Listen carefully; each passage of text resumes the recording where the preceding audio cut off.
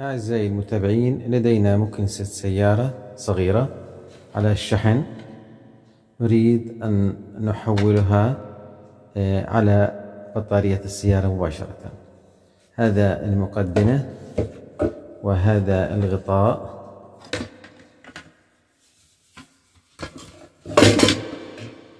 هنا في الداخل المحرك، المروحة والمحرك.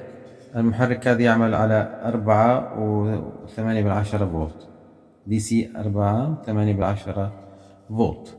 بتغذى من البطارية، بطاريات شحن خلصوا، راح نبدل المحرك هذا بمحرك 12 فولت لأنه بدنا نوصله مباشرة في السيارة.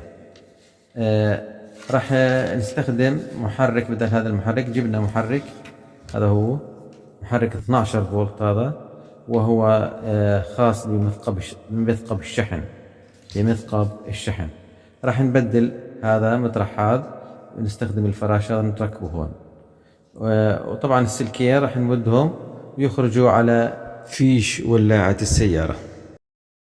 أول شيء طبعا راح نفك الفراش هذا، نروح احنا فكيناه، هاي طلع. هذا الفراش راح نركبه على المحرك هذا، ان شاء الله انه القطر يجي مظبوط، بس يعني معظم القطع متشابهة يعني.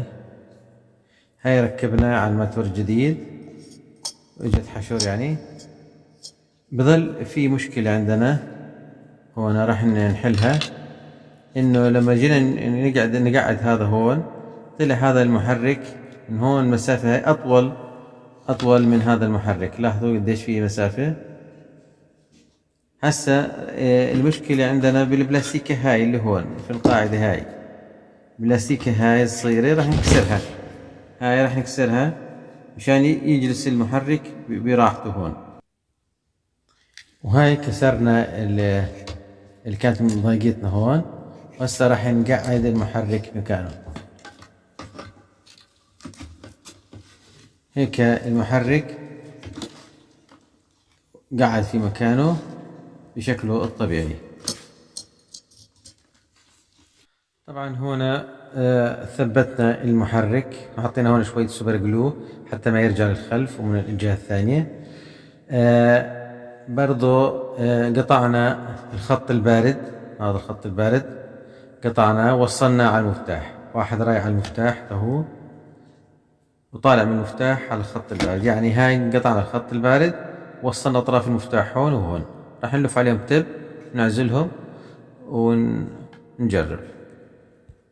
الآن قمنا بتوصيل 12 فولت من خلال محول، هاي 12 فولت دي سي. وراح نجرب الآن نشغل المفتاح.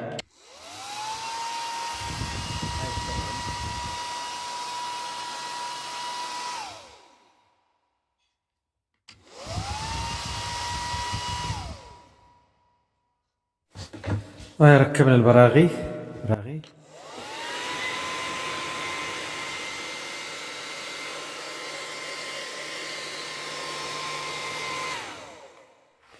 والآن ركبنا المقدمة، وهون حطينا بعض القشور، خلينا نشفطها.